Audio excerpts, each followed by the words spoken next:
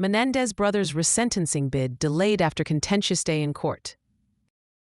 Did the Menendez brothers, notorious for the brutal slaying of their parents, finally see a glimmer of hope for freedom? A recent resentencing hearing promised a potential turning point, but courtroom clashes and unexpected developments have thrown the case into further uncertainty. Give a like and subscribe. Leave a comment.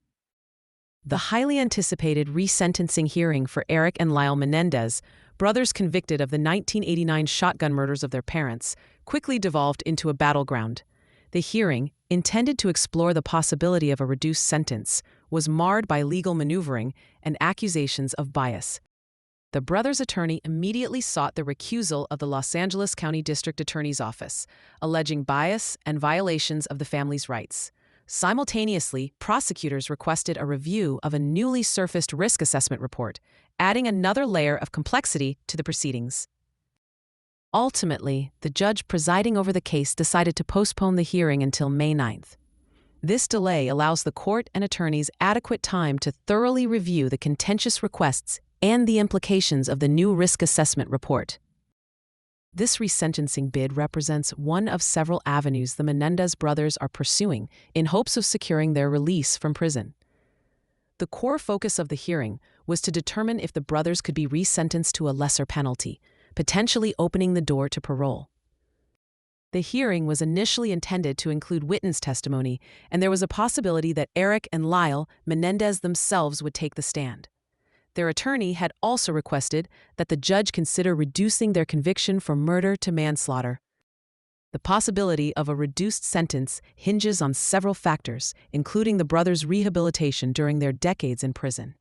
The court must also consider their current risk of violence and the events that have transpired over the past 3 decades. The primary catalyst for the delay was the emergence of a risk assessment report generated by the state's parole board. This report, ordered by California Governor Gavin Newsom as part of a clemency bid, could significantly influence the resentencing decision.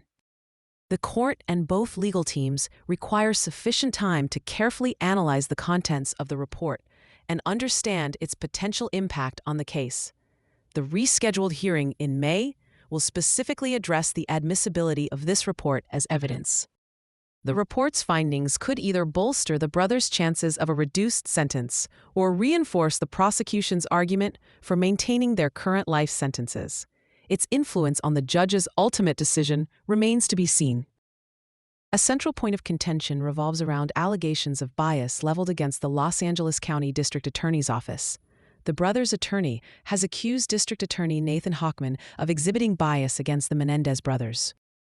These allegations will be formally addressed during the rescheduled hearing in May, where the court will consider a motion to recuse the district attorney's office from the case. The defense argues that Hochman's alleged bias could prejudice the proceedings. The defense claims that the district attorney's actions and public statements demonstrate a predetermined opposition to any reduction in the Menendez brothers' sentences. This, they argue, violates the brothers' right to a fair and impartial hearing. District Attorney Nathan Hochman, elected on a platform emphasizing a tough-on-crime approach, has made his opposition to a reduced sentence for the Menendez brothers abundantly clear. He has consistently emphasized the severity of their crimes. Hochman has publicly stated that the extremely depraved conduct of the Menendez brothers warrants the continuation of their life sentences. He argues that their actions were premeditated and demonstrate a callous disregard for human life. The district attorney's stance reflects a commitment to upholding justice for the victims and ensuring that those who commit heinous crimes are held accountable. His opposition to resentencing aligns with his broader law and order agenda. The resentencing decision ultimately hinges on a comprehensive evaluation of several key factors. These include the brothers' rehabilitation during their time in prison, their current risk of violence, and the totality of circumstances surrounding the case. The court will consider evidence of the brothers' behavior while incarcerated, including their participation in educational programs, therapy, and other rehabilitative activities. This evidence will be weighed against any indications of continued risk or antisocial behavior. The judge will also consider the events of the past 3 decades, including any changes in the brothers' mental state, their acceptance of responsibility for their crimes, and their potential for contributing positively to society if released. Erik and Lyle Menendez appeared at the hearing via video feed, marking a rare public glimpse of the brothers who have remained largely out of the public eye for over 3 decades. Their demeanor and expressions were closely scrutinized by observers. The brothers have spent over 30 years in prison, serving life sentences for the shotgun killings of their parents, Jose and Kitty Menendez. Their case has captivated the public imagination for decades, sparking intense debate and speculation. The Menendez brothers' case continues to be a subject of intense public interest, raising complex questions about justice, punishment, and the possibility of redemption. The upcoming hearing promises to be a pivotal moment in their long and controversial legal saga. The delay in the Menendez brothers' resentencing hearing underscores the complexities and legal battles that continue to surround this infamous case.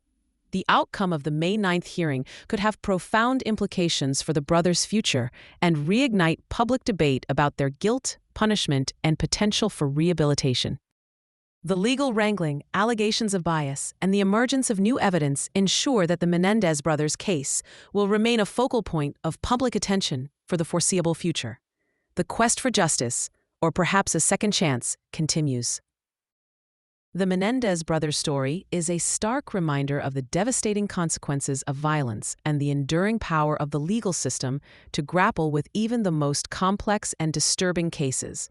The upcoming hearing will undoubtedly add another chapter to this already compelling narrative. The world is watching, waiting to see if the Menendez brothers will finally find a path to freedom, or if they will remain behind bars, forever defined by the horrific crime that shocked the nation.